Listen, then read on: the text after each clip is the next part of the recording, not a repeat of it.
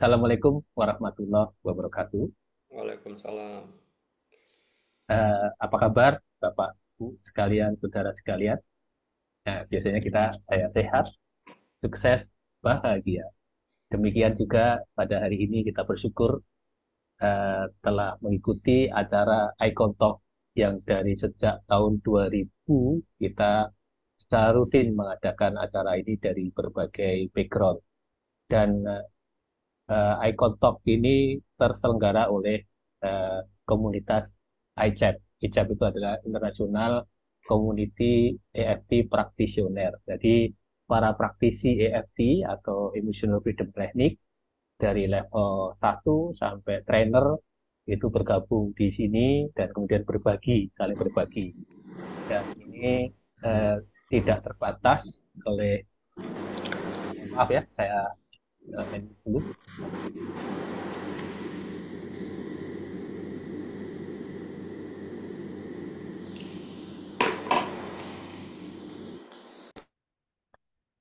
Ya, mohon maaf ada gangguan sedikit. Jadi eh, ini adalah komunitas ICEP tadi saya ulang kembali dari International Community EFT Practitioner. Jadi yang di bawah asuhan founder kita Bapak Dr. Edi Iskandar, dan kita saling berbagi telah punya berbagai background pengalaman dari segala sisi dimensi kehidupan, baik dari spiritual, sosial, kesehatan, keuangan, karir, ataupun keuangan. Dan ini kali ini kita akan bersama-sama berbincang-bincang dengan eh, Bapak Adrianto yang tidak asing bagi kita. Nah, sebelum kita mulai, kali ini kita akan mengangkat topik tentang nilai-nilai kehidupan yang kuat dan penting untuk dicapai itu umumnya berasal dari trauma. Nah, ini unik ini. Karena rupanya nilai-nilai sekarang yang kita anut sekarang ini trauma masa lalu kita rupanya, tapi trauma yang positif mungkin. Jadi ini akan dikupas sama Pak Adrianto. Nah, sebelum ke arah sana, saya perkenalkan dulu siapakah beliau. Mungkin ada yang belum kenal. Jadi eh, beliau ini adalah nama lengkapnya adalah Bapak Adrianto Dharma Setiawan, CHT atau Certified Hypnotherapist, dan CET, Certified Emotional Freedom Technique Trainer. Beliau adalah seorang profesional hipnoterapis dari lembaga Adiwe Gunawan Institute of Mind Technology pada bulan November tahun 2008, jadi sangat panjang perjalanan beliau. Saat ini eh, beliau juga pernah ya mengajar di Adi Gunawan Institute of Mind Technology yang telah mendapat pengakuan secara akademik dan diajarkan di Magister Psikologi atau S2 Universitas Surabaya dengan standar 100 jam tatap muka di kelas. Jadi ini sampai sekarang. Beliau juga adalah salah satu dari EFT trainer dari lembaga ICEP sejak 2015.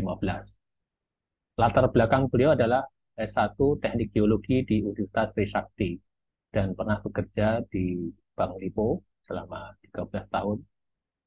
Eh, Telah banyak menterapi lebih kurang 2.600 klien, baik secara personal sejak akhir 2008, baik secara tatap muka ataupun online. Bahkan beliau juga sangat concern ya, sampai di luar negeri juga.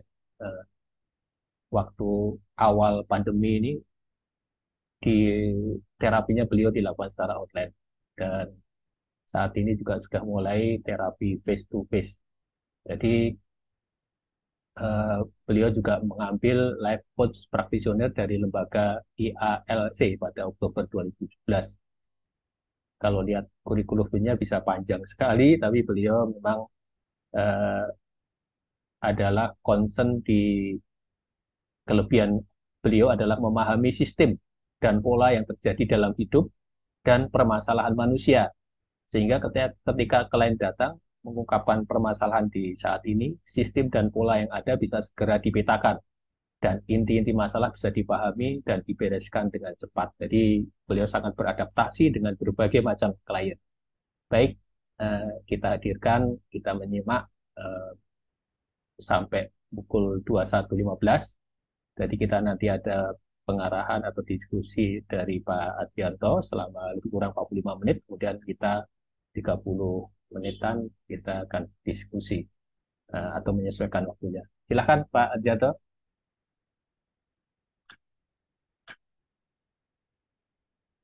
Bisa dibuka Pak open mic-nya? Ya. Selamat malam semuanya, selamat malam Pak Agus. Terima kasih untuk kesempatan yang diberikan kepada saya dan kepada semua praktisi EFT atau trainer EFT untuk berbagi melalui media Icon Talks ini untuk berbagi pengalaman kami masing-masing. Jadi pada malam hari ini saya akan membawakan topik seperti yang disampaikan Pak Agus tadi bahwa nilai-nilai kehidupan yang kita pegang yang kuat ya, artinya dorongan rasa dan pikiran untuk mencapai suatu keadaan atau mempertahankan suatu nilai-nilai itu umumnya itu datang dari trauma-trauma kita. Kenapa bisa begitu? Saya akan mulai jelaskan. Saya akan mulai share screen ya, Pak Agus ya.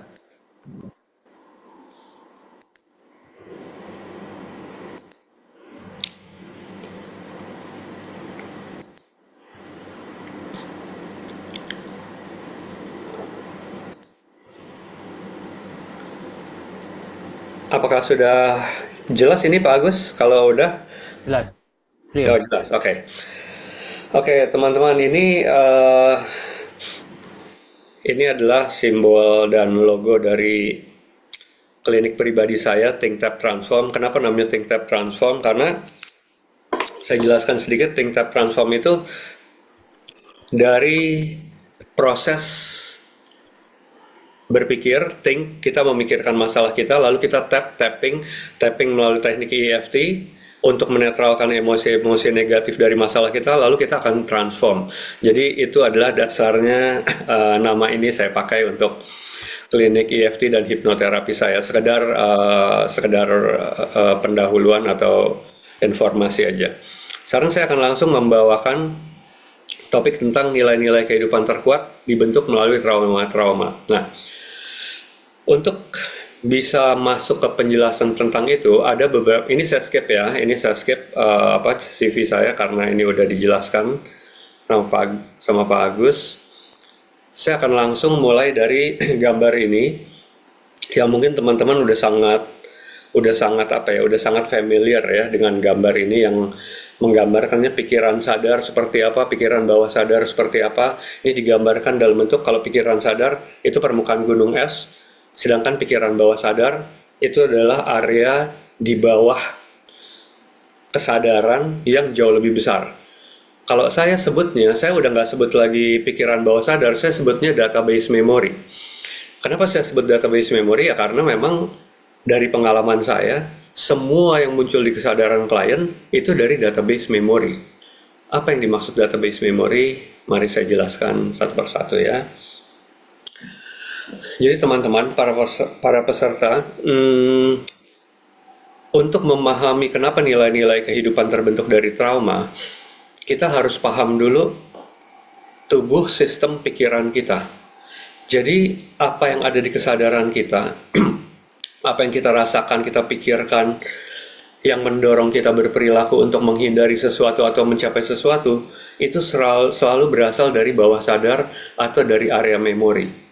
Artinya kesadaran kita ini tampungan dari database memori kita. Itu yang perlu dipahami, rumus awal nomor 1. Nah, apa yang dimaksud database memory? Itu adalah rekaman momen-momen penting yang mengandung emosi positif atau negatif. Kita akan banyak ngomongin yang negatif. Yang negatif adalah trauma. Trauma dari ringan sampai berat. Selama ini yang dikenal orang-orang sebagai trauma adalah peristiwa yang mengerikan yang dialami gitu ya, yang orang digebukin, dipukulin, atau dibully secara fisik, secara mental, dan lain-lain. Itu adalah persepsi tentang trauma secara umum. Tapi yang perlu saya sampaikan bahwa trauma yang bahkan kita waktu anak-anak mengalaminya itu kita tidak sadar bahwa itu trauma. Misalnya momen-momen kita bosan, momen-momen kita diomelin setiap hari karena sesuatu, kita nggak takut tapi kita cuman kesel, kita nggak bisa ngomong apa-apa dan lain-lain. Kita waktu bayi ngalamin momen-momen tertentu yang kemudian terlupakan.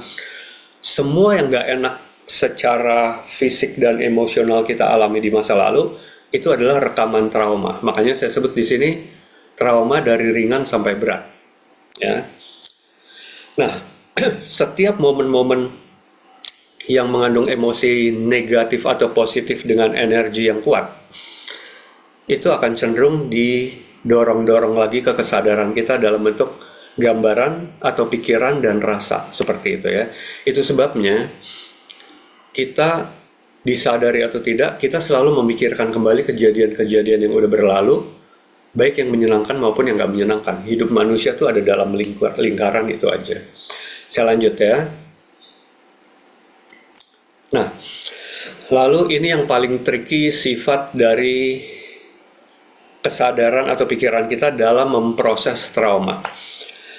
Jadi nomor satu, kalau teman-teman baca, sifat alami kesadaran kita selalu menyiasati manifestasi dan kompensasi trauma.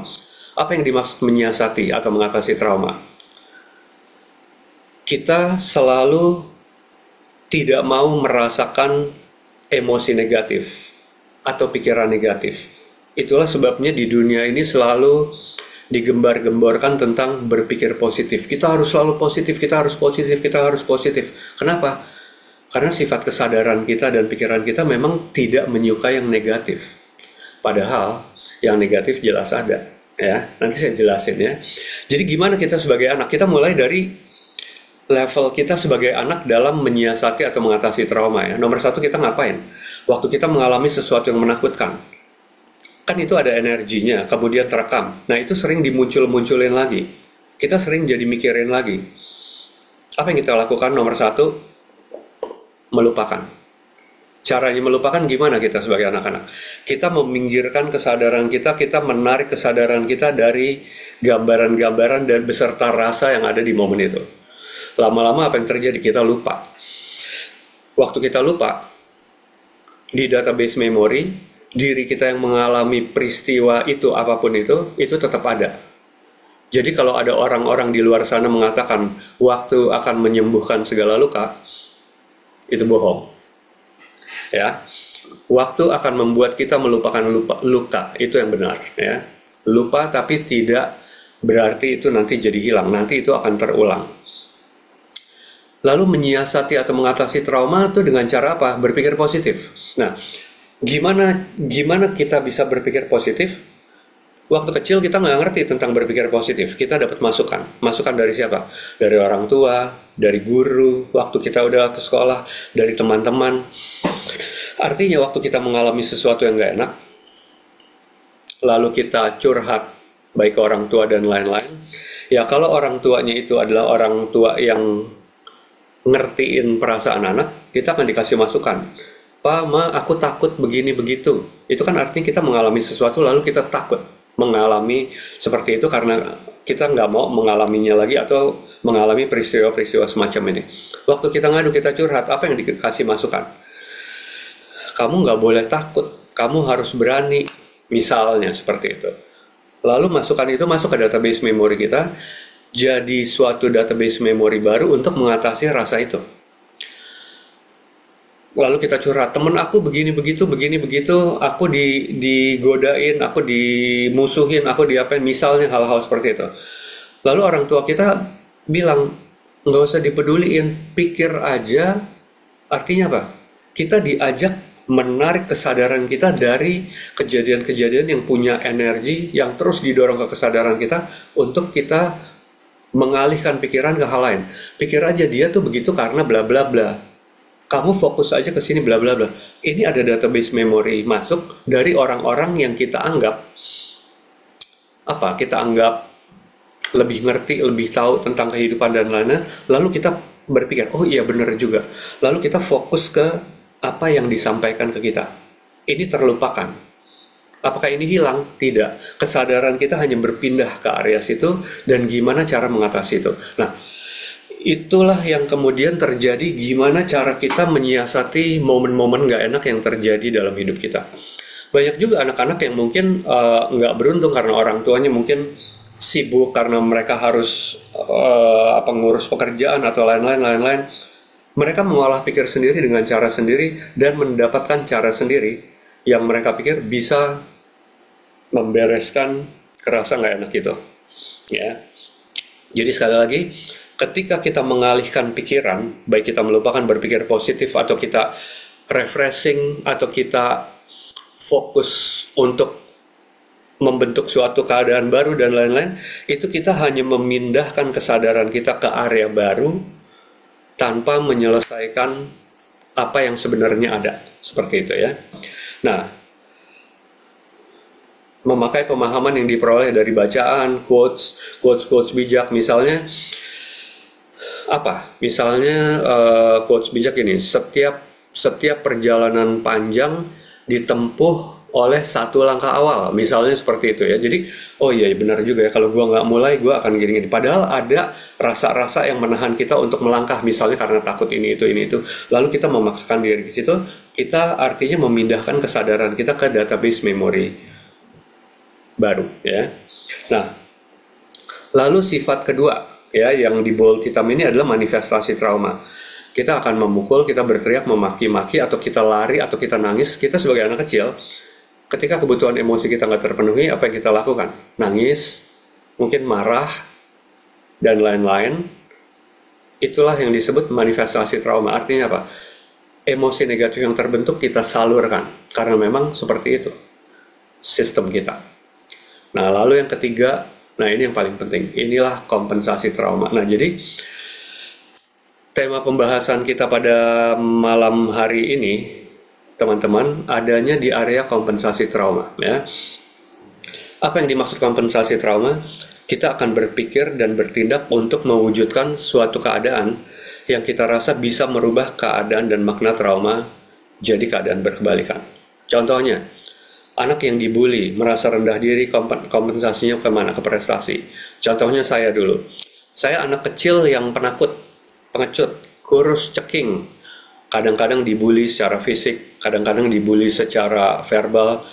Yang ngebully itu nggak selalu maksudnya jahat, pengen ngerendahin. Kadang-kadang itu teman-teman sendiri. Cuman memang saya sebagai anak mungkin sensitif dan merasa jadi malu, rendah diri.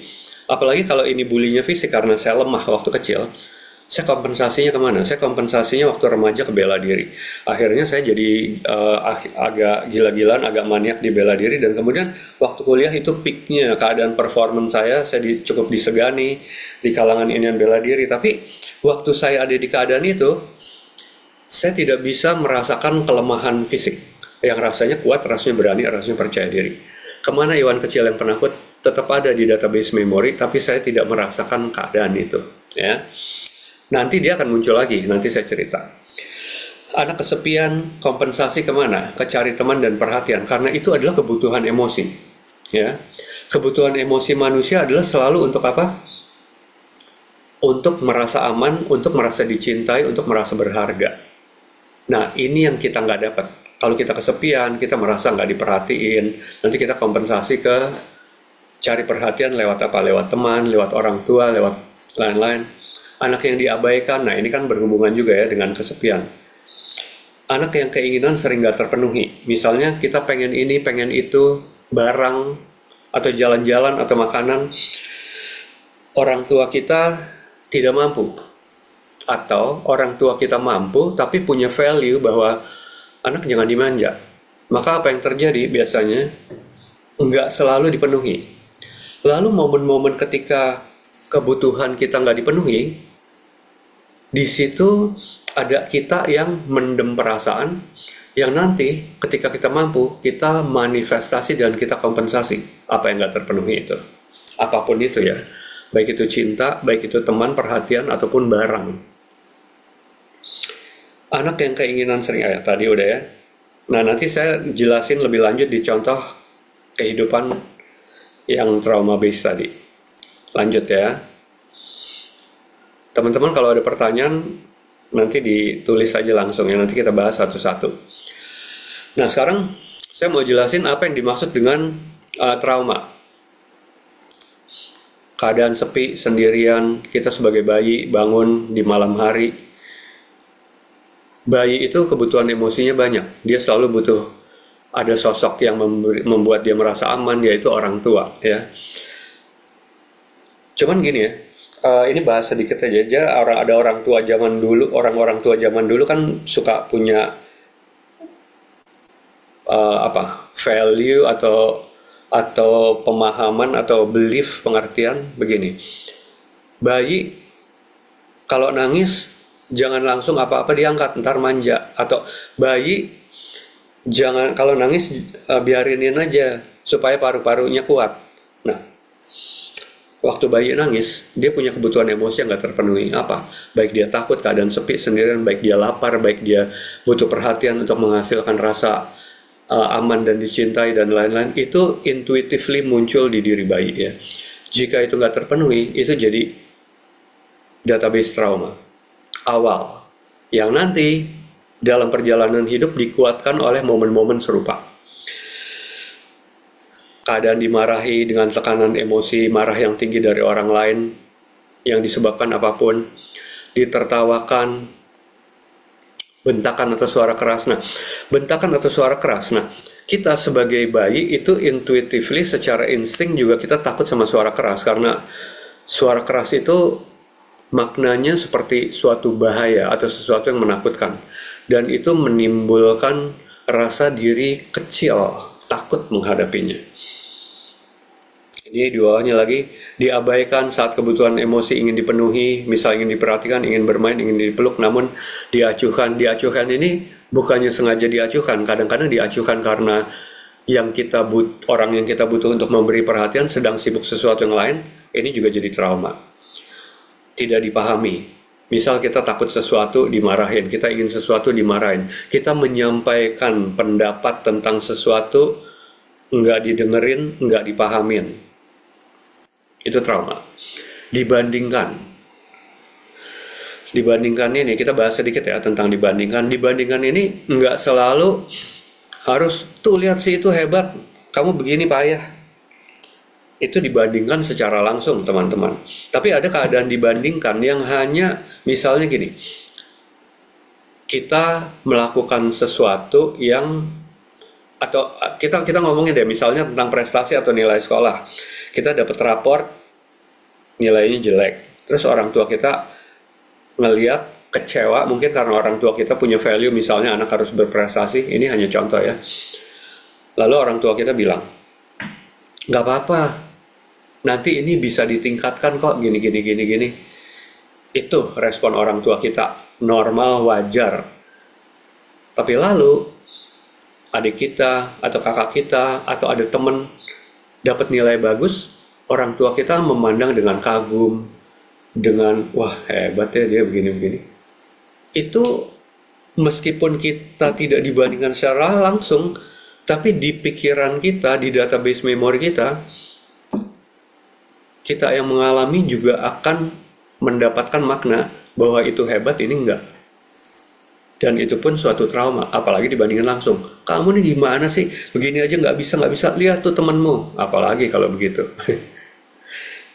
Lanjut, dipukul secara fisik, jatuh, terkena benda keras. Itu trauma fisik dan emosi.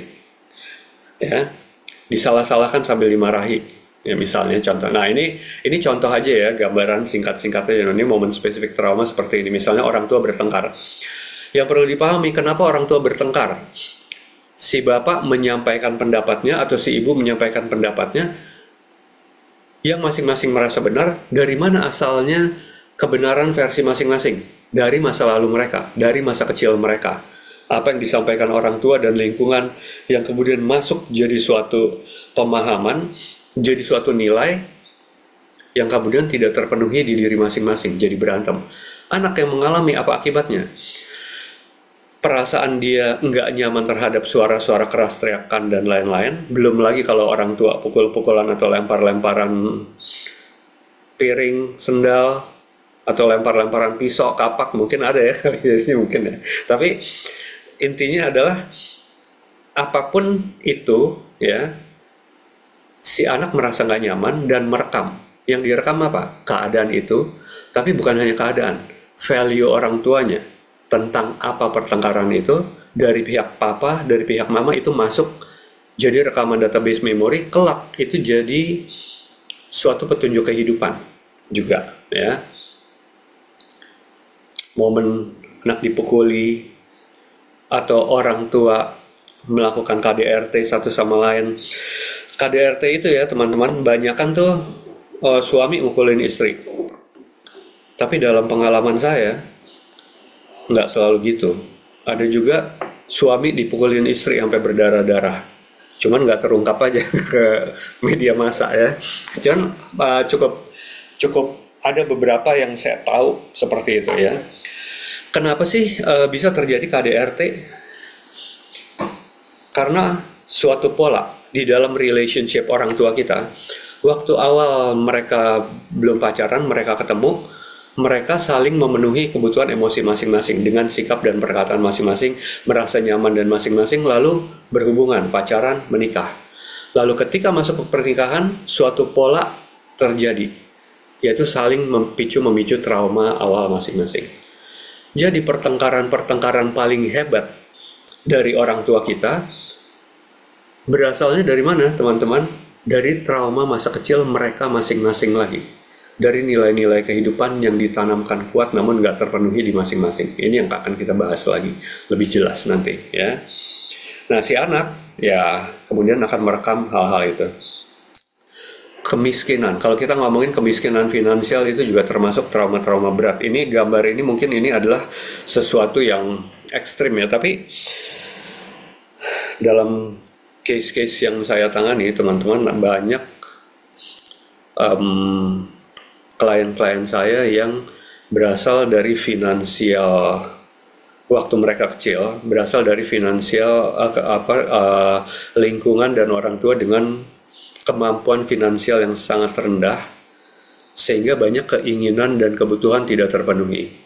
Nanti mereka-mereka ini rata-rata jadi orang hebat di prestasi dan pencapaian. Tapi apakah momen-momen trauma itu jadi hilang? Tidak, itu terkompensasi. Ya.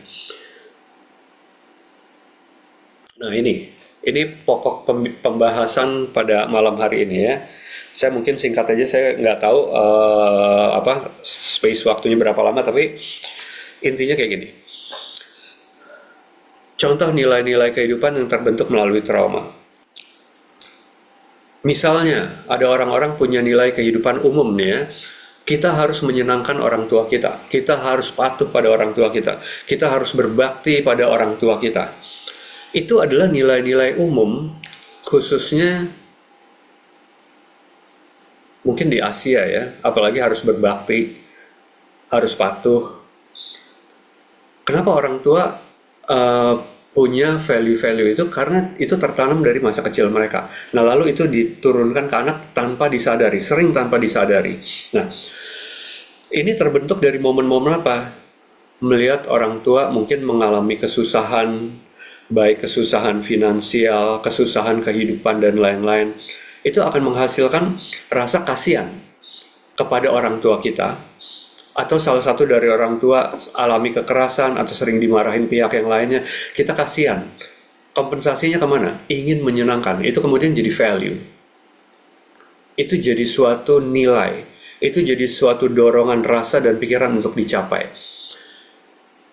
Jadi, teman-teman, jadi setiap dorongan pikiran dan perasaan yang kuat untuk dipenuhi, yang kita sebut juga nilai ya, itu seringnya adalah trauma based. Jadi kelihatan nilai-nilai ini bagus ya, kita harus berbakti, kita harus menyenangkan, ini di agama juga ada kan apa segala yang seperti hal-hal seperti itu. Tapi kita mesti ngerti base-nya apa. Pembahasan berikut. Nilai kehidupan keluarga yang utuh dan rukun. Nah, ini umumnya terbentuk melalui trauma-trauma perceraian atau sakit penyakit di keluarga yang kemudian mengakibatkan keluarga jadi jadi nggak rukun. Nah, ini saya alami ya di keluarga. Dulu keluarga kami waktu kita kecil itu secara umum itu normal ya. Jadi finansial nggak di bawah banget tapi juga nggak kaya.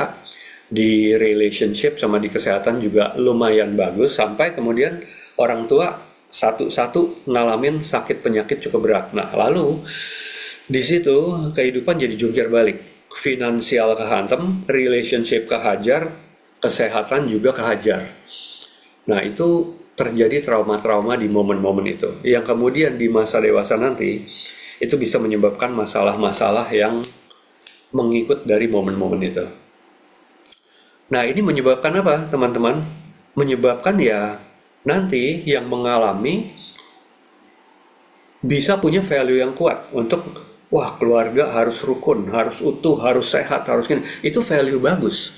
Tapi kita mesti ngerti dasarnya apa ya. Selalu ada dasarnya. Umumnya sekali lagi setiap nilai kehidupan yang penting yang rasanya kuat untuk dicapai itu asalnya dari trauma. Meskipun tidak semua ya, tapi hampir semua. Nilai kehidupan tentang pendidikan harus tinggi dan berprestasi. Banyak dibentuk dari momen-momen ketika anak mengalami momen mungkin diajar dengan keras atau dihajar. Diajar itu artinya orang tua ada yang mendampingi atau guru les atau dikasih jam-jam yang padat setelah pulang sekolah untuk les ini les itu supaya mencapai nilai bagus berprestasi, atau orang tua turun tangan langsung menangani karena itu penting banget buat orang tua. Diajar dengan keras artinya kadang dimarahin kalau nggak ngerti, kalau nggak bisa. Dihajar beda lagi, artinya secara fisik juga dihajar kalau itu nggak sesuai dengan ekspektasi orang tua. Nanti ini momen-momen ini hasilkan trauma, hasilkan ketakutan, hasilkan kesedihan, sekaligus menanamkan value dari orang tua tentang itu, bahwa harus hebat, harus berprestasi. Atau juga momen-momen tentang pendidikan harus tinggi, pendidikan itu sangat penting, dan lain-lain. Itu dari momen-momen melihat orang tua harus kerja keras untuk kelelahan, jungkir balik, banting tulang untuk membiayai sekolah. Itu akan menghasilkan makna. Sekolah itu sangat penting sehingga orang tua sampai seperti itu. Nanti kita akan mengkompensasinya dengan apa? Dengan sangat jadi kuat di situ.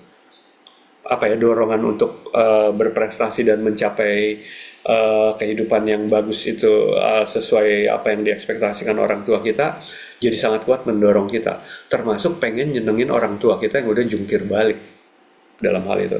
Sekali lagi itu value-value yang bagus, tapi base-nya apa? Harus hebat secara finansial atau pencapaian tertentu baik di bidang olahraga atau apapun yang bisa dibanggakan dan bisa membawa kehidupan yang baik. Umumnya ini dibentuk dari trauma-trauma. Selain dari trauma-trauma yang tadi dijelaskan di awal, juga ketika seseorang dibully atau merasa direndahkan melalui momen-momen penting yang dialami sehari-hari. Ada value-value juga harus selalu benar, harus sempurna. Kalau kita misalnya selalu kita misalnya punya kenalan atau disadari atau enggak diri kita sendiri selalu gitu, di dalam diskusi kita mesti selalu benar, pendapat kita harus selalu didengar dan lain-lain, atau kita melihat orang seperti itu, umumnya itu dibentuk melalui momen-momen banyak disalah-salahin di masa kecil, pendapatnya disalahkan atau nggak didengar atau disepelekan, perilakunya disalahkan, sering dikritik, dikomplain tentang macam-macam. Itu nanti akan menghasilkan juga value yang di bawahnya ini harus sempurna dalam begitu banyak hal. Karena apa? Kompensasi, mengkompensasi kebutuhan-kebutuhan emosi yang nggak terpenuhi di masa kecil. Ya, dan banyak lagi contoh lainnya. Jadi di sini banyak contoh lain, cuman ini adalah yang umum-umum yang saya tangani sehari-hari ya. Nah, nih gambaran ini nggak tahu ya teman-teman jelas atau enggak, tapi ini adalah satu tubuh, tapi di dalamnya tuh ada begitu banyak ada begitu banyak diri kita yang berbeda-beda di dalam satu tubuh. Ini semua manusia sebenarnya seperti ini teman-teman ya. Artinya di dalam satu tubuh ada berbagai respon pemikiran, emosi, dan perilaku yang terbentuk dari berbagai pengalaman hidup. Dan ini mengklaster-klaster berbeda-beda. Jadi artinya nanti kita akan tampil dengan rasa, pikiran, perilaku berbeda-beda menyikapi pemicu-pemicu yang terjadi dalam hidup kita. Ya, seperti ini. Tanpa kita sadari, kita tampil sehari-hari dengan istilahnya respon emosi berbeda-beda. Tergantung apa yang kita hadapi sehari-hari. Dan itu sesuai database memori kita. Trauma-trauma yang membentuk nilai-nilai kehidupan dan lain-lain. Seperti ini gambarannya ya teman-teman ya. Di dalam satu, ya gambarannya kepala ya, karena orang suka ngomongin otak apa, tapi sebenarnya keseluruhan sistem tubuh ini ya. Di dalam diri kita ada banyak diri kita yang lain. Nah, di dalam diri kita yang satu persatu ini ada peritilan-peritilan diri kita yang lain yang spesifik-spesifiknya juga ya. Yang ini masing-masing berdiri sendiri-sendiri. Tidak saling menyatu. Nah, ini saya akan menjelaskan gambar ini di slide yang ini ya. Area memori dan klaster-klaster memori yang membentuk bagian diri berbeda-beda. Gambarannya ya teman-teman, kalau saya mau gambarkan gimana ya, yang paling mendekati itu mungkin adalah dengan, kalau teman-teman tahu kompleks perumahan, misalnya kompleks saya tinggal di BSD, di kompleks The Green. Di dalam kompleks besar The Green ada klaster-klaster, ada 8 klaster, mungkin ada yang namanya Vineyard, ada yang namanya Venetian, ada yang namanya Marco Polo, nah ada yang namanya macam-macam Mirage. Nah, di dalam setiap klaster-klaster di dalam kompleks besar ini ada rumah-rumahnya yang banyak. Nah, itulah gambaran kompleks itu adalah tubuh dan sistem kita. Klaster-klasternya adalah bagian-bagian diri kita atau klaster memori yang terpisah-pisah. Isi rumah-rumah di dalamnya dan keluarga-keluarga yang hidup di dalamnya itu adalah isi database memorinya yang berbeda-beda. Jadi klaster, misalnya klaster rumah saya dengan klaster sebelah saya, itu tipe-tipe rumahnya beda-beda. Di dalam klaster saya mirip-mirip semua rumah standarnya, tapi di klaster lain standarnya beda-beda lagi, klaster lain beda-beda lagi. Nah, itu yang menggambarkan bahwa klaster-klaster itu adalah database memori serupa yang mengumpul jadi satu. Itu beda lagi dengan klaster memori yang lain lagi dan lain lagi. Kurang lebih seperti itu gambarannya. Jadi, teman-teman, kalau misalnya sekarang kita paham, kita sadar ya, mengapa masalah seperti ini terjadi dalam hidup kita, dan kita bisa misalnya menarik kesimpulan dan pemahaman, oh itu semua baik adanya, misalnya, atau saya mengalami ini karena ini itu adalah bagian diri kita yang dewasa yang paham. Tapi bagian diri yang paham dan sadar itu bukanlah diri kita yang mengalami masalah di waktu itu.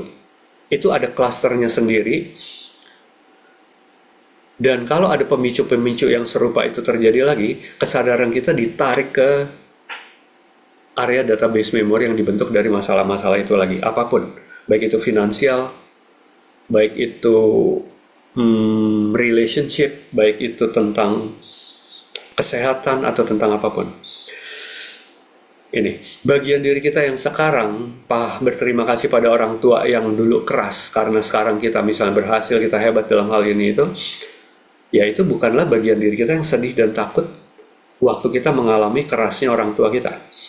Diri kita yang itu tetap ada di database memori dan nanti akan bisa kepicu-picu lagi oleh kejadian-kejadian yang serupa oleh orang-orang lain. Mungkin bisa aja orang tua kita udah meninggal, tapi kita menemukan sosok-sosok yang mirip lagi, yang memicu rasa-rasa kita yang anak-anak lagi. Itu yang disebut inner child ya teman-teman.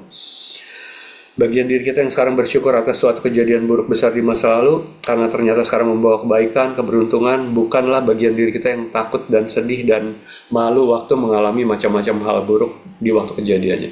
Jadi kesadaran kita hanya berpindah-pindah menjalani rasa dan pikiran di banyak database memori, teman-teman. Seperti itu ya. Nah, umumnya kita alami konflik batin. Apa yang dimaksud konflik batin? Hadirnya dua atau lebih bagian diri yang mempunyai isi memori dan nilai kesadaran dan nilai kehidupan dan kebutuhan emosi yang saling bertentangan. Nah, ini adalah cluster-cluster memori yang menghasilkan bagian diri yang berbeda-beda dan nanti munculnya dalam bentuk konflik batin. Contoh konflik batin. Seseorang yang punya trauma keluarga berantakan, sehingga kompensasinya nanti kita menghasilkan bagian diri dengan value membentuk keluarga utuh. Contoh ya.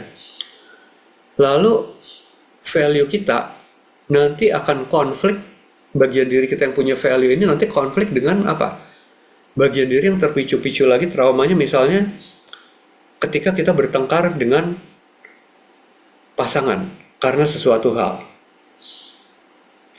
Itu konflik. Kepentingan kita konflik dengan kepentingan kita itu nanti konflik dengan rasa dari pertengkaran-pertengkaran kita.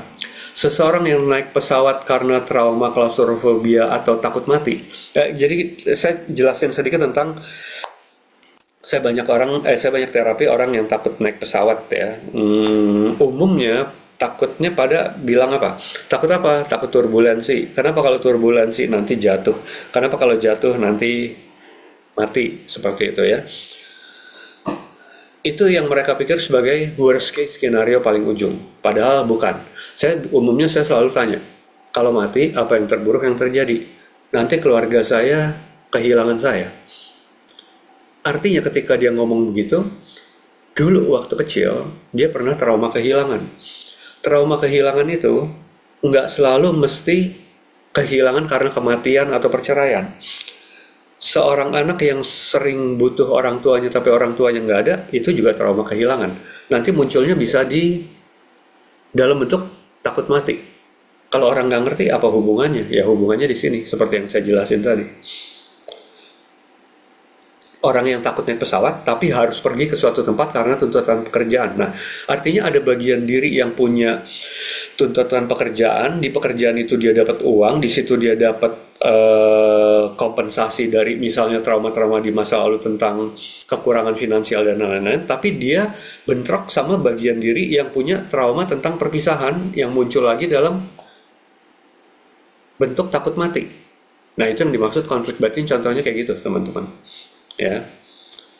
Contoh lain, seseorang yang punya nilai kehidupan harus sering kumpul, silaturahmi, acara keluarga. Nah, ini kan di Indonesia ini cukup umum, general gitu ya, value tentang silaturahmi, value tentang keluarga besar dan lain-lain, menjalin keakraban dan lain-lain. Ini kalau seorang anak dulu anaknya introvert mungkin karena pernah punya trauma tertentu dan lain-lain, lalu sering dimarahin, ayo ikut acara keluarga gini-gini, tapi anak kepengennya di rumah aja, asik sendiri atau pengen main sama temen.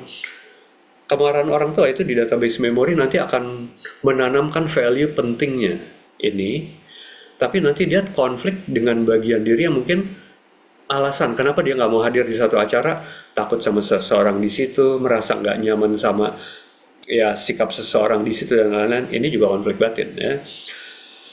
Seseorang yang punya nilai kehidupan harus mengutamakan orang tuanya. Dari mana nilai kehidupan ini? Seperti yang saya jelasin tadi, dari momen-momen trauma tertentu yang menghasilkan value. Lalu dia bertengkar dengan pasangannya yang juga minta diutamakan dan dia diminta menentukan sikap. Nah, ini kan istilahnya kartu mati lah orang di situ. Dia benar-benar konflik batin, dia kebingungan mesti iniin siapa gitu kan. Seseorang ya, tapi ya kalau kita bahas seseorang yang punya nilai kehidupan harus mengutamakan orang tua gitu ya. Banyak juga yang ketika bertengkar dengan pasangan, banyak yang menangin orang tuanya sehingga pasangannya nanti kepicu lagi trauma masa kecilnya. Atau ketika seseorang udah berpasangan, pasangannya bertengkar sama orang tuanya, dia bela pasangannya sehingga orang tuanya kehajar lagi trauma masa kecilnya orang tuanya. Selalu baliknya ke masa kecil. Nah, seseorang bekerja sebagai sales untuk memenuhi kebutuhan hidup. Misalnya, yang diterima dan dia mungkin handalnya hanya di dalam bidang sales. Tapi dia konflik dengan bagian dirinya yang terbentuk dari momen-momen penolakan. Sales itu kan harus approach. Dan persentasi keberhasilan approach-nya yaitu ditentukan pengalaman dan apa yang dia jual dan lain-lain. Tapi intinya bidang sales, mau sales mobil, sales asuransi, sales sales barang-barang tertentu, sales jasa, itu cukup sering alami penolakan. Nah, di sini nanti konflik batin lagi, bagian diri yang harus mengkompensasi area tertentu dalam kehidupan, harus memenuhi konflik dengan bagian dirinya yang terbentuk dari momen-momen penolakan. Ya, seseorang punya value harus hormati karena harus hormati orang tua, karena ini nanti bentrok dengan di masa kecil yang dianggap tidak, sehingga sering dimarahi dengan kata-kata yang maknanya harus bela orang tua, harus utamakan orang tua. Nanti bentrok bisa dengan bagian diri yang punya kebutuhan emosi melakukan hal-hal yang tidak disetujui oleh orang tuanya. Ya, istilahnya pokoknya begitu banyaknya konflik batin. Pokoknya kalau kita punya masalah, pasti kita di dalam ada konflik batin. Lanjut. Konflik batin kurang lebih gambarannya kayak gini ya. Kita harus bela orang tua. Ada bagian diri yang harus bela orang tua. Ada bagian diri yang terbentuk dari database memori harus bela pasangan. Ada diri kita yang kemudian karena dua energi dari dua bagian diri ini sama kuatnya, kita nggak bisa menentukan sikap, kita stuck, kita diem. Atau contoh lain, ini misalnya sales yang kiri, kita harus prospek klien. Untuk apa prospek klien? Untuk menghasilkan sales. Sales untuk apa? Untuk uang. Uang untuk apa? Memenuhi kebutuhan hidup. Untuk apa? Memenuhi value-value. Ya, uang sih memang kebutuhan semua manusia, tapi banyak yang terbentuk dari value-value trauma, teman-teman ya. Tapi ada bagian diri yang takut, sehingga cenderung diam. Kenapa? Pasti ingat penolakan yang itu ya, karena ya terbentur sama penolakan-penolakan. Jadi inilah contoh-contoh konflik-konflik batin, teman-teman. Nah, sadar dan paham adalah awal penyelesaian. Apa artinya, teman-teman? Ketika sekarang teman-teman yang mengikuti acara ini mulai memahami sistem yang ada di dalam diri kita dan di dalam semua manusia yang hidup, mau orang apapun, saya pernah terapi banyak orang, bukan hanya orang Indonesia, ada yang orang Jerman, ada orang Australia, ada orang Timur Tengah, ya, ada orang, ya pokoknya macam-macam ya. Intinya value-nya mungkin beda-beda, tapi value umumnya generalnya itu sama. Dan sistemnya semua sama, tentang manifestasi trauma, tentang hindari trauma, tentang kompensasi itu sama semua ya. Jadi ketika kita paham sistem kita, ketika kita sadar kenapa kita begini begitu, bagian diri kita yang paham, ini adalah awal dari penyelesaian masalah kita. Ketika kita sadar dan paham akan penyebab masalah kita, bukan berarti kita bisa seketika merubah apa yang salah dalam hidup kita. Kenapa? Karena kita ini bukan satu kesatuan. Kita ini terdiri dari banyak potongan bagian diri yang setiap bagian diri, sekali lagi, terbentuk dari kejadian berbeda-beda yang kemudian menjadi klaster-klaster memori berbeda-beda yang muncul dalam bentuk konflik batin nanti. Nah, sadar dan paham adalah awal penyelesaian. Penyelesaian apa? Penyelesaian trauma. Kenapa trauma harus diselesaikan? Karena trauma akibatkan konflik batin dari bagian-bagian diri yang masing-masing mungkin terlibat trauma-trauma. Apa bagusnya kalau kita atasi trauma-trauma? Kita nggak banyak diganggu lagi perasaan-perasaan dan pikiran-pikiran nggak enak, teman-teman. Ya. Gimana cara kita atasi trauma? Ya, kalau saya sih biasa pakai gabungan teknik EFT atau Emotional Freedom Technique digabung dengan hipnoterapi. Ya, ini yang menghasilkan saya memahami sistem dan pola dari kehidupan manusia ini. Ya, saya jadi gini, berdasarkan pengalaman saya menterapi lebih dari 2.500-2.600 orang, saya jadi ngerti pola dan sistem ini ya. Dan saya atasinya pakai teknik EFT gabung hipnoterapi, seperti itu ya. Kenapa sekali lagi kita harus atasi trauma?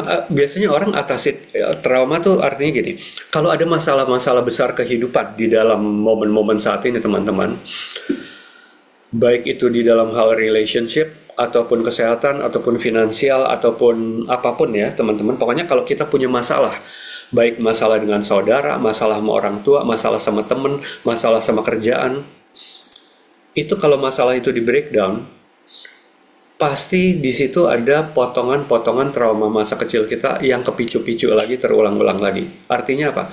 Yang muncul adalah inner child kita yang pernah terluka. Lalu gimana kita mengatasinya dengan cara umum? Ya berpikir positif. Apa yang terjadi ketika berpikir positif?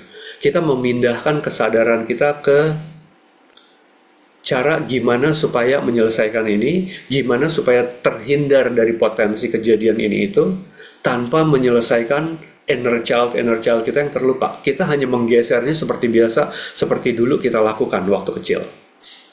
Itu yang terjadi, teman-teman. Tapi menyelesaikan artinya benar-benar kita masuk lagi ke momen-momennya, merasakan emosi-emosi negatif dari kejadian-kejadiannya, dan kita netralkan kekuatan energinya dari momen-momennya. Satu persatu, aspek per aspek, sampai netral. Itulah baru kita terbebas, teman-teman. Ya, seperti itu. Singkat aja, saya nggak tahu ya yang hadir-hadir di sini apakah semuanya memang dari database organisasi atau lembaga ICAP ini, atau ada banyak juga orang-orang dari luar. Tapi EFT itu adalah Emotional Freedom Technique. Bahas singkat aja, ini adalah terapi energi psikologi yang bekerja dengan cara melepaskan emosi negatif di momen-momen spesifik dalam kehidupan, sehingga energinya netral dan makna negatifnya berubah. Dan ini bagus buat kesehatan fisik kita, teman-teman. Bukan hanya untuk kualitas kehidupan dan kebahagiaan, tapi juga untuk fisik kita. Karena banyak sekali sakit penyakit fisik itu disebabkan oleh tekanan emosi negatif yang tanpa sadar kita hindari. Dengan cara apa? Berpikir positif. Saya bukan anti berpikir positif ya teman-teman, tapi saya hanya menyampaikan ketika kita punya masalah, kita langsung lariin ke positif, ke bersyukur dan lain-lain. Itu sifat sistem tubuh dan kesadaran kita dalam menyiasati trauma, tapi sebenarnya tidak menyelesaikannya. Kita hanya menggeser kesadaran kita.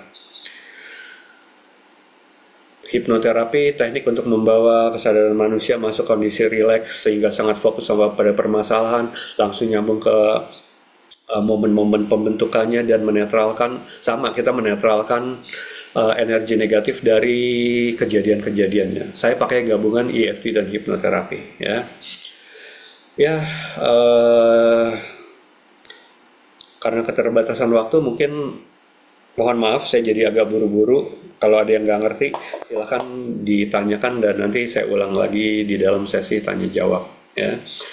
Ini kalau teman-teman ada yang mau tahu, ada yang mau menghubungi, ada yang punya keperluan atau sekedar mau baca-baca dari apa yang sering saya sharing tentang hal-hal seperti ini ada di IG saya, Think Tap Transform. Di TikTok saya juga sama, Think Tap Transform. Ya. Demikian teman-teman, terima kasih. Baik, terima kasih Pak Adrianto. Sama-sama. Waktunya masih sangat cukup nih sampai ya. pukul 21.15. Kita diskusi lumayan nih. Iya. Tapi menarik ini bahasan kali ini ya. Trauma ini sebenarnya kan selain tadi pikiran juga masalah jiwa, sehingga tidak normal tadi ya. Tapi rupanya bisa menjadi hal-hal yang bisa jadi value yang bagus, value yang normal atau bagus ya untuk mereka. Tapi harus hati-hati karena kita punya apa dasarnya. Itulah yang kemudian sangat penting kita pahami, kita sadari, dan perlu kita selesaikan karena kebanyakan value-value kuat dan bagus itu asalnya itu dari trauma seperti itu. Ya. Karena di bawah sadar sudah terekam ya itu secara. Dan itu memang sifat sistem kita dalam mengolah, mengatasi dan mengkompensasi. Itu otomatis semua manusia seperti itu gitu memang. Baik, ya bagus. Silakan kalau ada Bapak Ibu atau teman-teman yang sharing, diskusi ataupun bertanya, silakan. Kami buka open mic sebentar. Saya cek dulu supaya bisa dibuka soalnya. Udah saya buka, silakan. Raise hand atau chatting. Silakan Bu Ella. Assalamualaikum warahmatullahi wabarakatuh. Waalaikumsalam, Ibu. Iya Pak. Jadi gini Pak, saya pengalaman punya temen gitu ya Pak. Hmm, Dia menikah itu kan 4 kali ya Pak ya. Dia ya, menikah 4 kali jadi dari kasus pertama dia menikah itu terjadi karena perselingkuhan gitu ya. ya, Nah, jadi si teman saya ini ternyata setelah dia melihat perselingkuhan suaminya, dia itu seperti trauma melihat perempuan-perempuan yang auratnya terbuka gitu ya kan. ya, Terus ya, dia trauma melihat apa ya, klub malam kayak gitu, ya, ya, atau perempuan-perempuan yang memang eh, eh, agak-agak inilah gitu ya, ya, yang suka di pinggir paham. jalan gitu ya kan. Itu dia trauma seperti itu kan. Akhirnya dia dalam kondisi yang seperti itu, dia karena dia memiliki face yang lumayan gitu ya kan, dia dapat ketemu jodoh lagi, dia menikah gitu kan. Hmm, Eh, dia di kondisi yang kedua, eh, apa, sudah apapun yang dilakukan, kadang-kadang dia itu merasa kayaknya saya udah melakukan yang terbaik gitu untuk suami saya hmm, gitu kan. ya, Ternyata kejadiannya serupa gitu. ya. Kejadiannya serupa. Nah, perpisahan lagi terjadi kan. Menikah yang ketiga, kejadian serupa lagi, sampai ke yang keempat itu serupa. Itu kenapa ya Pak ya? Apakah ada yang salah di dirinya dia atau bagaimana itu Pak? Em, Oke, saya bahas ya hal ini, Bu Ella. Jadi sebenarnya tadinya ya topik malam ini tuh saya mau bahas tentang pola berulang ya.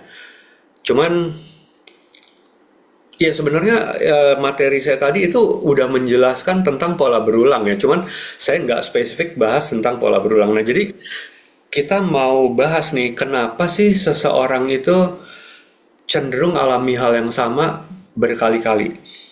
Nah, kita balikin nih ke di agama-agama yang kita kenal itu ada yang disebut kalau di saya nggak tahu ya kalau di agama Islam atau Muslim itu disebut mungkin sebab akibat, di Kristen Katolik tabur tuai, di Hindu Buddha karma.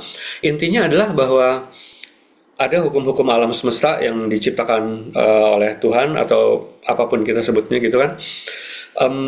Hukum-hukum alam semesta itu merespon vibrasi emosi dari kejadian-kejadian dan menghadirkannya kembali. Jadi pemahaman orang-orang tentang karma, tentang tabur tuai, tentang sebab akibat, ya kita harus berbuat baik, kita harus berbuat baik, kita harus melakukan yang baik, kita harus berpikir yang baik.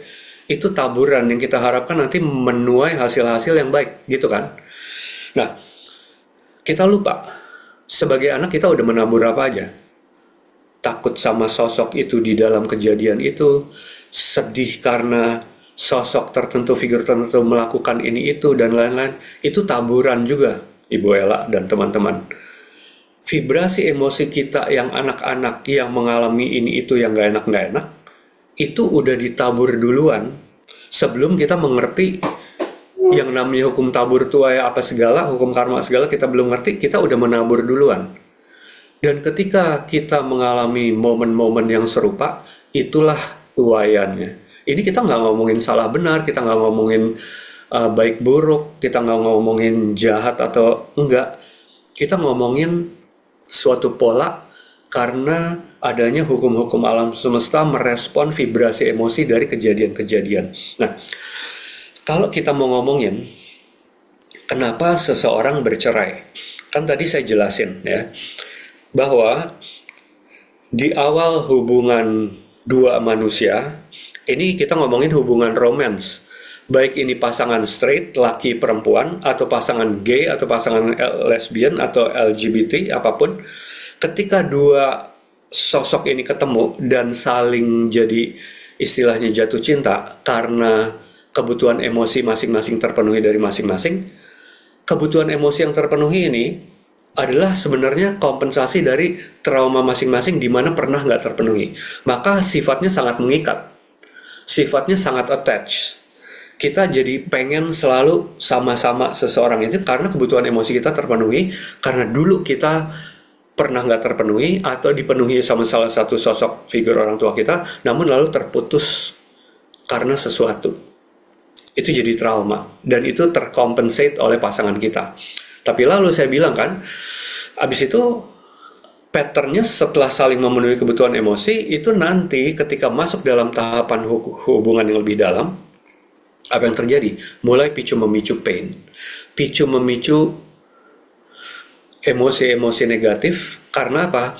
Karena kebutuhan-kebutuhan emosi yang tadi saling terpenuhi mulai tidak terpenuhi karena masing-masing punya value-value yang berbeda, berbenturan, dan cara mengatasi yang berbeda-beda. Mulai saling bentur. Yang ini sibuk melakukan ini itu, membuat ini merasa kesepian, lalu dia komplain-komplain dan lain-lain. Yang dikomplain-komplain merasa diprotes terus-menerus padahal udah memberikan yang terbaik dan lain-lain. Dan ini larinya ke trauma. Jadi masing-masing tuh balik ke trauma awal masing-masing.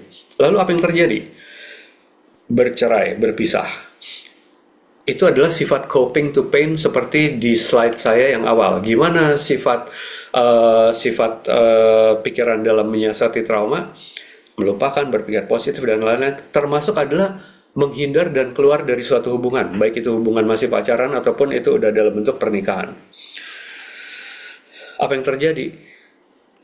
Ketika kita keluar dari suatu lingkaran kehidupan di mana kita punya masalah, kita masuk ke lingkaran kehidupan berikut, baik itu di pernikahan, baik itu di pekerjaan, baik di lingkungan pertemanan, ya umumnya kita akan mengalami hal yang sama. Nah, kalau kita mau ngomongin spesifik tentang selingkuh ya, di banyak kasus terapi saya, selingkuh itu ketika misalnya gini, ada pasangan, di diri pasangan, salah satu pasangan ini melakukan perselingkuhan, lalu yang diselingkuhi tersakiti.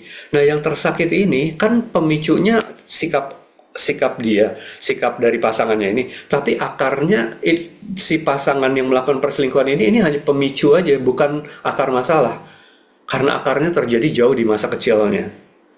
Tentang apa? Bisa jadi orang tuanya dulu juga punya riwayat sama, lalu salah satu orang tua yang menjadi korban, emosi negatifnya menjadi database respon gimana seharusnya bersikap kalau diselingkuhi. Tapi ada juga dalam kasus-kasus yang saya tangani, di riwayat masa kecilnya orang tuanya nggak selingkuh. Tapi selingkuh di masa dia dewasa dan menikah, itu disebabkan oleh apa? Di akarnya, kan gini ya, kalau selingkuh itu artinya gini, seharusnya kita hanya mencintai pasangan kita, mengutamakan pasangan kita, dan lain-lain. Selingkuh artinya kita memberikan cinta, perhatian, dan keistimewaan kepada orang lain. Lalu yang diselingkuhin merasa apa? Itu lebih istimewa, itu lebih disayang, itu lebih utama daripada saya. Akarnya apa? Bisa aja seorang anak yang membutuhkan cinta orang tuanya, tapi cinta orang tuanya lebih banyak diberikan ke kakaknya, atau ke adiknya, atau ke orang lain. Nggak ada hubungannya kan dengan selingkuh, tapi akar-akarnya bisa di momen situ. Intinya rasa dan maknanya adalah ada pihak lain selain saya yang seharusnya saya diberikan keutamaan dicintai, tapi dia, entah salah satu orang tua yang manapun, lebih mencintai kakak saya, atau adik saya, atau saudara saya, atau apa. Itu nanti kepicu lagi melalui peristiwa perselingkuhan. Ya, itu bisa seperti itu. Jadi, apa yang harus dilakukan? Membereskan emosi negatif. Sekali lagi, bukan berpikir positif, bukan membentuk keadaan baru dan lain-lain, tapi balik ke diri kita, sadari dan pahami. Seperti tadi saya bilang, sadar dan paham adalah awal penyelesaian. Apapun pemicunya di luar sana menyebabkan kita mengalami keadaan apapun, intinya balik ke tanggung jawab kita. Itu adalah database memori kita. Artinya itu adalah bagian perjalanan kehidupan kita dari masa kecil kita, dan itu kewajiban kita untuk ngeberesin. Ngeberesin apanya? Rasa dan pikiran negatif dari kejadian-kejadiannya. Dengan apa? Ya, dengan teknik EFT dan hipnoterapi kalau saya, karena saya terbiasa memakai kedua teknik itu berdasarkan pemahaman saya. Kalau kita hanya mengolah pikir, artinya, oh saya mengalami ini itu karena begini begitu. Oke, gimana jalan keluarnya? Saya harus ikhlas. Saya ikhlasin aja. Saya maafin aja. Ketika kita berpikir seperti itu, apa yang terjadi? Kita balik ke sifat pikiran nomor 1, yaitu coping to pain, menyiasati pain. Nyata-nyata ada rasa sakit, kita memindahkan kesadaran kita ke database memori tentang harus ikhlas, harus bersyukur dengan segala alasannya. Apa yang terjadi? ketarik-tarik aja, kita paksa diri kita ada di database memory, tapi kita tetap ditarik ke rasa sakit yang ini terus-menerus berulang-ulang. Harus beresin. Seperti itu Ibu Ella penjelasannya. Jika ada yang kurang dipahami dari penjelasan saya, silahkan ditanyakan. Ya, gimana Bu Ella? Jadi harus menarik itu dulu ya Pak ya, harus menarik apa namanya kisah-kisah yang apa menyakitkan dulu gitu ya, harus kita ingat-ingat dulu atau gimana? Enggak. Jadi gini, kalau saya terapi klien ya, saya selalu juga berikan pesan-pesan bahwa kan saya bilang kan selalu ini berasal dari masa kecil bla bla bla. Banyak orang tuh nggak ingat di masa kecil mengalami ini itu apa-apa. Tapi ada bagian diri kita yang ingat, Ibu Ella. Yang nginget itu adalah diri kita yang merasa sakit di saat ini. Sebenarnya itu adalah inner child kita yang mengingat dan merasakan kembali rasa dari suatu saat jauh di masa lampau tentang sesuatu. Ya. Jadi kalau orang nggak inget, saya ngeberesinnya tetap dari momen di saat ini. Karena itu tetap nyambung dengan rasa dan kejadian yang dialami oleh inner child kita yang pernah terluka. Jadi nggak mesti diingat-ingat juga. Ya kalau ingat ya lebih bagus, memudahkan saya gitu kan. Tapi kalau nggak ingat juga nggak apa-apa. Kita bisa beresin melalui saat ini. Maksudnya mengingat-ingat itu bukan hanya mengingat ya, bukan hanya mengingat dan kembali merasakan, tapi kita ingat dan kita rasakan untuk apa? Untuk kita netralkan. Dan dinetralkan itu perlu cara, perlu teknik. Ada cara dan tekniknya seperti itu Ibu Ella. Oh ya. Jadi langkah pertama kalau memang kita mau terapi yang seperti itu bagaimana Pak? Kira-kira apakah saya harus apa ketemu langsung dengan Bapak atau bagaimana? Intinya gini ya, jadi kalau misalnya ini kan orang kan punya berbagai macam cara ya untuk mengatasi gitu ya. Tapi kalau memang misalnya ininya untuk terapi dan memang kalau orang kan bisa ya belajar mandiri misalnya banyak self help di luar sana. Tapi kalau udah menyangkut suatu trauma-trauma berat dan lain-lain, itu ketika kita mau netralkan, kita bisa itu harus ada disclaimer yang dipahamin. Artinya emosi yang keluar itu adalah tanggung jawab pribadi kita dan respon manifestasinya bisa seperti apa gitu. Jadi memang baiknya ke terapis yang benar-benar ngerti dan paham ya sistem yang terjadi. Ya itu memang harus menghubungi ke terapisnya dan menjalani proses terapinya seperti itu Ibu Ella. Oh iya baik. Kecuali orang mau nyoba-nyoba ya, belajar sendiri, self-help, macam-macam dan lain-lain. Boleh-boleh aja. Kalau untuk masalah-masalah yang kandungan emosinya nggak terlalu kuat, nggak terlalu berat, itu boleh-boleh aja. Tapi ada disclaimer bahwa itu bisa aja nyambung ke trauma-trauma terkuat kita, seperti itu. Jadi memang sebaiknya ditangani terapis yang berpengalaman, seperti itu. Iya. Saya justru pengen belajar ada tujuannya gitu loh Pak. Ya. Saya pribadi gitu pengen belajar ada tujuannya karena kan memang di lingkungan saya kan kawan-kawan dan lain-lain kan sering curhat juga Pak ya sama saya Ya. gitu. Ya. Jadi ada keinginan banget gitu. Ya, memang ketika kita punya kemampuan itu, kita juga bisa apa ya istilahnya apa ya kok saya susah dapat kata-katanya bukannya mempersembahkan ya tapi istilahnya kita bisa sharing kita bisa memakai kemampuan kita untuk menjadi suatu tools buat membantu begitu banyak orang lain ya Iya, seperti itu ya. Nah, jadi kalau Ibu Ella mau belajar ya Ibu Ella bisa aja belajar di melalui lembaga ICEP ini ya di lembaga ICEP ini kan Pak Edi itu sebagai foundernya ICEP memang mengajarkan EFT untuk self help pada kita. Tapi memang kalau di saya itu sebagai terapis, saya juga mengajarkan benar-benar menjadi terapis yang profesional untuk benar-benar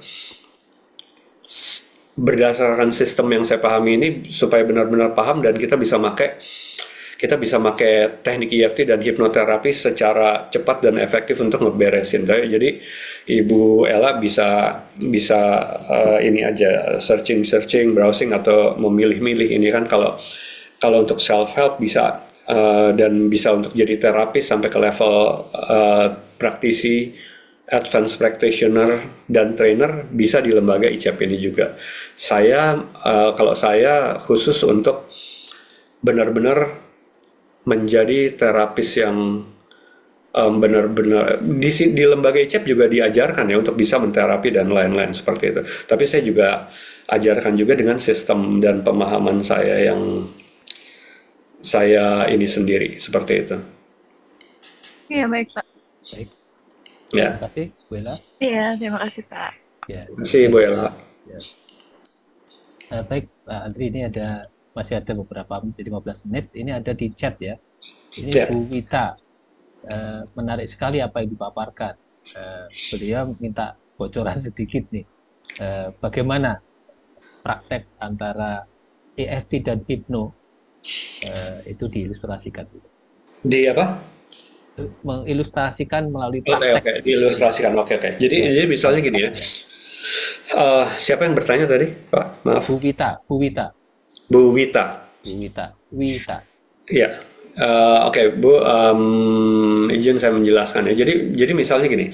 Misalnya klien datang dengan suatu masalah ya, apapun lah masalahnya kita. Oke, saya ambil contoh spesifik. Misalnya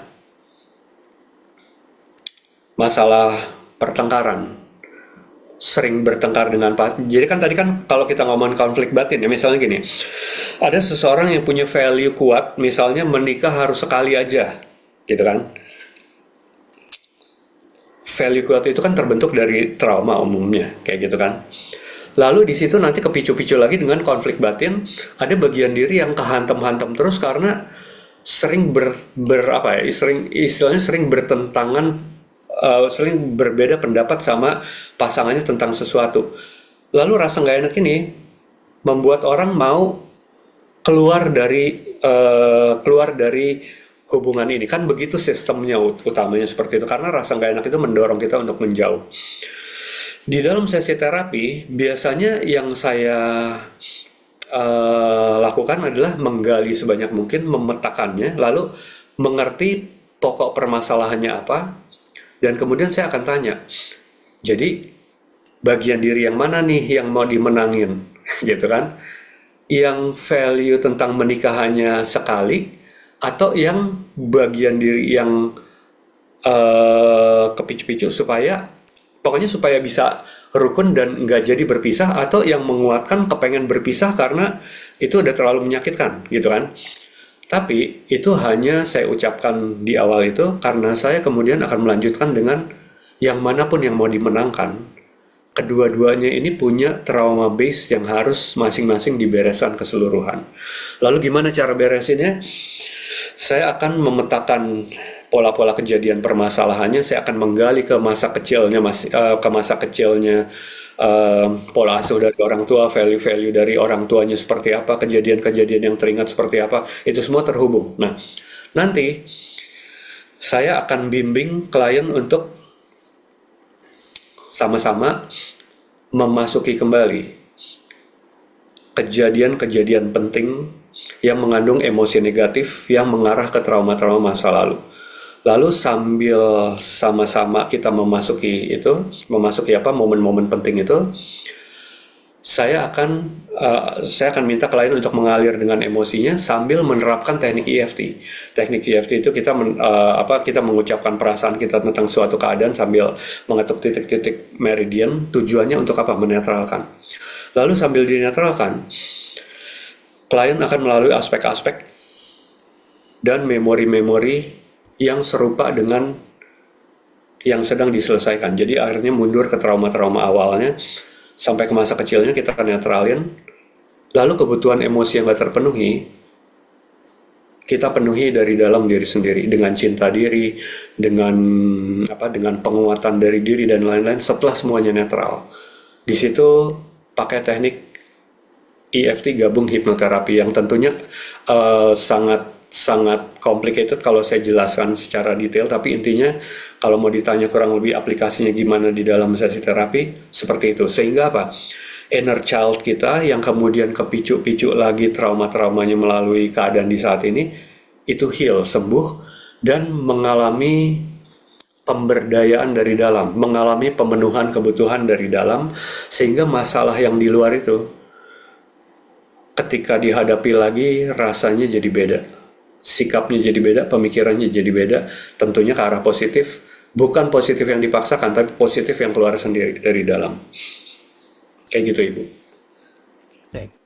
Sudah bisa membantu ya, Bu Wita. Terima kasih, Pak Ali. Ya, misalnya Ibu Wirtanya masih ada yang belum jelas, Ya, boleh. silakan bisa dilanjut. Oh, terima kasih. Ya, baik. Iya, Pak. Eh, Halo. Ya, Masih Iya, boleh ngobrol ya, Pak ya? sudah. Silakan, Oh ya, gini Pak. Bu Ella, Jadi kalau menambahkan. untuk terapi itu jadi menarik dulu kejadian yang buruk atau negatif di masa lalu itu yang trauma-trauma itu sehingga diingat dan dikeluarkan emosinya dikeluarkan gitu, baru nanti itu akan masuk yang positif gitu ya Pak ya? Atau ya, akan hilang dari dirinya atau bagaimana? ya, jadi eh, melalui momen saat ini, jadi kita nggak selalu harus langsung balik ke belakang ya. Kita bisa Ya. masuk melalui momen-momen di saat ini. Karena momen-momen di saat ini itu adalah pengulangan dan penguatan dari momen-momen yang pernah terjadi di masa lalu tanpa kita sadari. Oh gitu ya. Ya, jadi mau dari saat ini mau langsung ke belakang, orang umumnya lebih mudah melalui masuk saat ini karena orang udah banyak menyiasati trauma masa lalu dengan cara melupakan, berpikir positif terhadapnya sehingga ketika muncul momen-momen masa lalu, nggak selalu semua orang bisa merasakan emosinya di situ. Padahal Oh ada. iya iya. Nah, jadi melalui saat ini, lalu kita masuk, kita terhubung, kita netralkan, ya. Jadi bukan langsung cuman mengingat terus langsung kita nanti jadi positif. Ada proses yang harus dilalui, Ibu Ella. Jadi ada prosesnya yang cukup panjang. Makanya terapi itu satu sesi terapi itu biasanya di saya itu berjalan 2,5 sampai 3 jam seperti itu kan. Dan untuk masalah-masalah besar kehidupan itu bisa butuh 3 sampai 4 sesi. Jadi 3 sampai 4 kali 3 jam. Jadi total mungkin 12 jam gitu istilahnya ya, istilahnya kayak gitu. Ya, Jadi memang ada proses yang harus dilalui. baik. Ya, Baik. Baik, terima kasih Pak. sama-sama Ibu. Baik. Nah, ini ada lagi dari Bu Wita lagi nih. Trauma itu sebaiknya dihilangkan atau diterima saja peristiwa yang lalu, Em, dilupakan. saya boleh share screen lagi untuk menjawab ini ya, Ya, Pak. silakan. Ya, Saya silakan. share screen lagi sebentar ya. Saya balik ke sini. Ya, terlewatkan. Enggak, saya mengulang penjelasan yang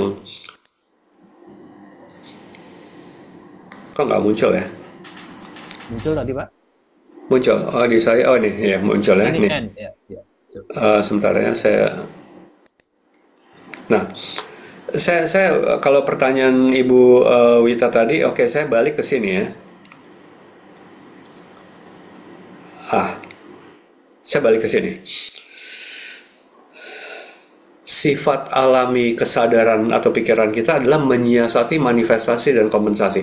Jadi kalau kita melupakan, kalau kita berpikir positif, kalau kita melupakan dan berpikir positif ya, atau lari dari kejadian atau dari masalah, atau kita fokus pada hal lain, misalnya berdoa, rekreasi, menghibur diri dengan cara lainnya. Sekali lagi, terjadi sesuatu, lalu kesadaran kita ketarik kembali ke momen-momen yang pernah ada di masa lalu, tapi kita alami di tubuh dewasa. Tapi kita nggak sadar. Lalu kita melupakan, kita berpikir positif, kita hanya menggeser aja kesadaran kita dari situ tanpa menyelesaikannya. Dan itu bukanlah suatu hal yang disarankan untuk maksudnya gini, ketika kita belum ngerti, ketika kita belum paham kan memang itu naturalnya, alaminya sistem pikiran kita bekerja seperti itu. Kita langsung melupakan, kita berpikir positif, artinya apa? Kita ditarik kembali ke suatu area trauma, lalu kita geser kesadaran kita ke area lain tentang udah lupain aja, udah kita fokus aja, udah kita berpikir positif aja. Database memori yang ditanamkan untuk mengatasi itu, ini nggak selesai. Jadi kita harus menyelesaikan dengan cara apa?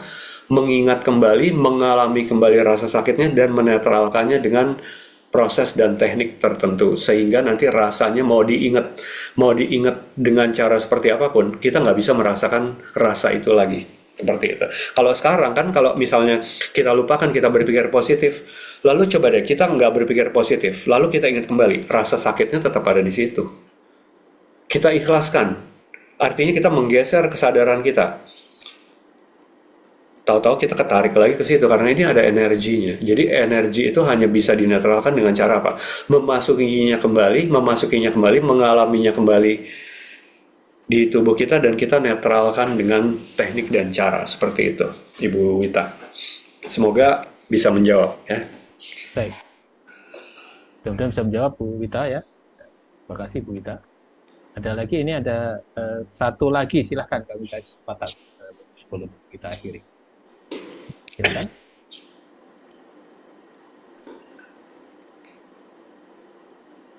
Jadi menarik ya Pak ini ya.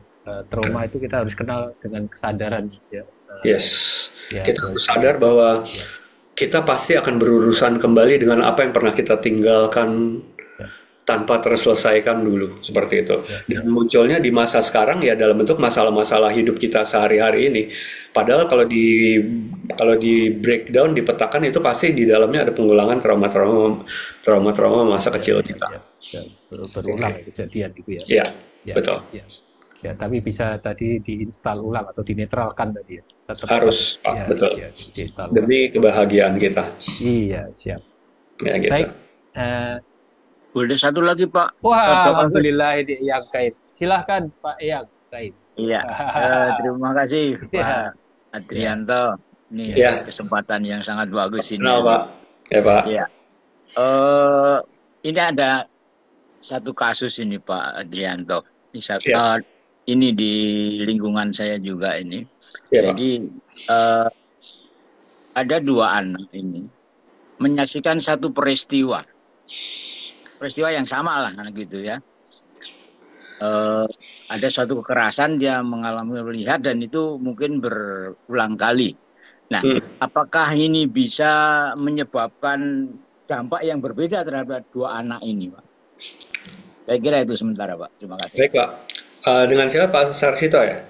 Iya. Ya, Ya, salam kenal ya, Pak ya. Terima kasih, Pak. ya, Pertama. terima kasih, Pak.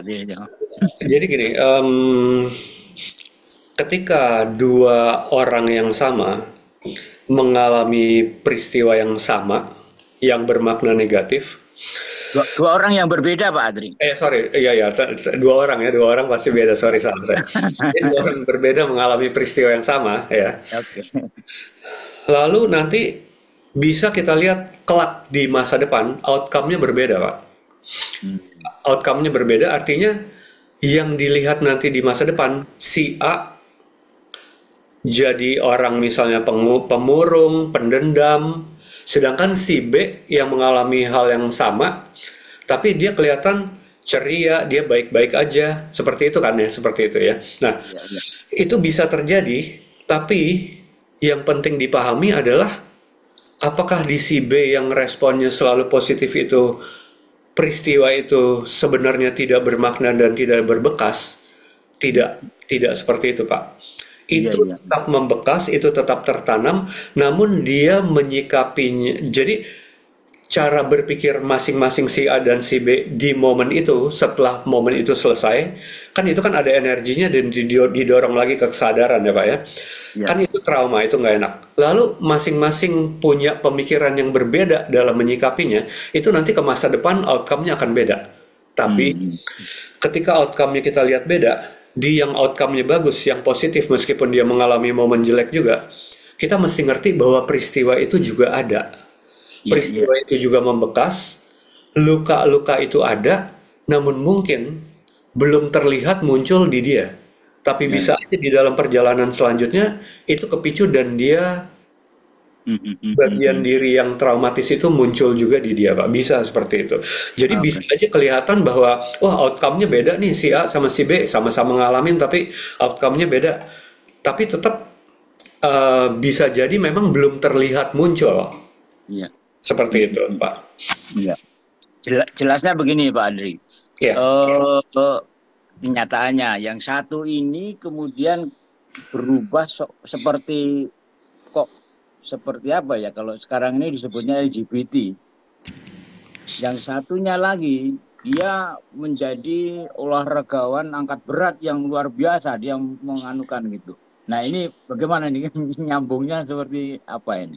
Ya itu seperti saya bilang, kemudian kembali itu akan masuk ke saya share lagi ya, saya share screen lagi ya sekali lagi ya. Ya, Singkat aja ini ada dengan ini masuknya kemana? Ini akan masuk ke sini Pak. Ini masuk ke sini ya. Ah, Kita masuk ke kompensasi trauma ya. Jadi masuknya ke kompensasi trauma. Jadi anak dibully, rendah diri, nanti lari ke kompensasi prestasi, anak kesepian, kompensasi cari teman perhatian. Nah, kalau kita ngomongin yang satu kemudian jadi apa Pak? Tadi LGBT ya betul ya. iya. Jadi artinya orientasi seksualnya berubah gitu ya. Jadi seharusnya straight laki dan perempuan bisa jadi laki ke laki atau perempuan ke perempuan. Karena ini berhubungan dengan kalau dari pengalaman saya ya ini berhubungan dengan kebutuhan emosi yang nggak terpenuhi dari satu sosok. Hmm. Kalau saya sekali lagi kalau saya terapi misalnya gay atau lesbian atau LGBT, baik itu tentang kasus LGBT-nya ataupun bukan, itu akan kita lihat bahwa misalnya homoseksual atau gay atau lesbian itu berhubungan dengan salah satu sosok orang tua. Yang gay bisa dari laki ya karena nggak terpenuhi dari ayahnya melalui momen-momen misalnya ayahnya sangat galak, sangat apa. Terus kemudian kebutuhan emosi itu nggak terpenuhi, nanti kompensasinya ke sosok yang dilihat serupa laki-laki, perempuan dari ibunya atau enggak bisa juga laki-laki dari ibunya, wanita jadi lesbian dari ayahnya itu juga bisa. Tapi intinya ke kebutuhan emosi yang nggak terpenuhi kemudian terkompensasi ke satu sosok tertentu seperti itu dan merasa terpenuhinya di situ. Yang satu lagi jadi atlet angkat berat ya tetap itu adalah kompensasi. Momen-momen gak enak itu dia ubah jadi ini yang saya tulis ini jadi ke prestasi seperti itu ya. Ubah jadi ke prestasi. Tapi dasarnya apa? Lagi-lagi trauma. Seperti itu Pak Sarsito. Oke. Jadi yang namanya trauma itu meskipun menghasilkan keadaan bagus, ada potensi bahwa di dalam hidup ada nanti kepicu-picu lagi melalui momen-momen serupa seperti itu. Oke. Terima kasih Pak Adrianto. Sama Pak. baik. Terima kasih ya Gaib atas pertanyaannya dan Pak Adrianto. Bisa kasih konklusi Pak Adrianto sebelum kita akhiri 1 menit. Kasih apa Pak? Konklusi, kesimpulan. Ya. Jadi sekali lagi terima kasih Pak Agus dan semua teman-teman yang hadir di sini. Intinya sekali lagi, setiap trauma yang bahkan sudah terlupakan akan menghasilkan bagian diri yang mendorong untuk mengkompensasi. Mengkompensasi dalam bentuk apa? Membentuk suatu keadaan yang memenuhi kebutuhan emosi.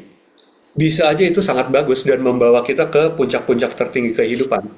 Tapi sekali lagi, dorongan ambisi, emosi untuk mencapai suatu keadaan yang bagus, yang hebat, atau yang mulia sekalipun, jika dasarnya trauma, sadari bahwa hampir pasti kita pasti berurusan lagi dengan trauma-trauma itu melalui keadaan-keadaan di masa dewasa. Jadi apa yang harus kita lakukan? Menengok kembali ke belakang dan membereskan apa yang pernah kita tinggalkan di belakang sana. Mengurus rasa-rasa kita sebagai anak yang pernah nggak terpenuhi, yang takut, yang sedih, yang malu, yang merasa rendah diri, meskipun sekarang kita udah jadi berkebalikan dari keadaan itu. Karena itu nanti sangat mungkin terpicu-picu lagi dalam kehidupan. Seperti itu konklusinya kira-kira. Baik, terima kasih. Kita kasih apresiasi kepada Pak Adrianto. Terima kasih Pak Adi dan Pak Adi tetap sehat untuk bisa membersamai kita kembali. Terima kasih Pak Agus dan teman-teman untuk semuanya. Sekali lagi kalau mau ada kepentingan hubungin saya atau apa segala bisa lewat IG dan TikTok dan nomor telepon nanti. Baik, baik. Nanti bisa lewat admin ataupun IG yang tadi sudah disampaikan. Nah, untuk mengakhiri ini, untuk menggambarkan dari situasi trauma tadi itu, saya kasih 2 pantun Pak Adri. Ya, yang pertama, malah 3 pantun. Yang pertama adalah layang-layang terbang tinggi, ditarik benang dengan hati-hati.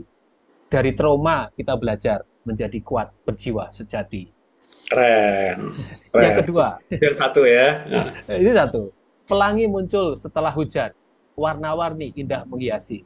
Trauma membawa kesadaran, nilai hidup lebih berarti. Nanti saya minta di WA ya Pak ya, 3-3-nya ya. Yang ketiga Yang ketiga khusus untuk audien nih. Jangan ragu untuk berkonsultasi pada Pak Adrianto yang penuh dedikasi. Masalah hidup dapat diatasi dengan bimbingan yang pasti berisi. Terima kasih Pak. Keren. Boleh di WA ya Pak nanti ya. Baik, terima kasih Bapak Ibu sekalian telah sudi sampai Terima kasih semuanya. malam hari ini. Terima kasih semuanya. Sampai jumpa di lain kesempatan. Kita untuk Selamat diri. malam. Mohon maaf lahir batin. Selamat malam. Sampai jumpa lagi. Assalamualaikum. Ya, salam semuanya. Terima kasih.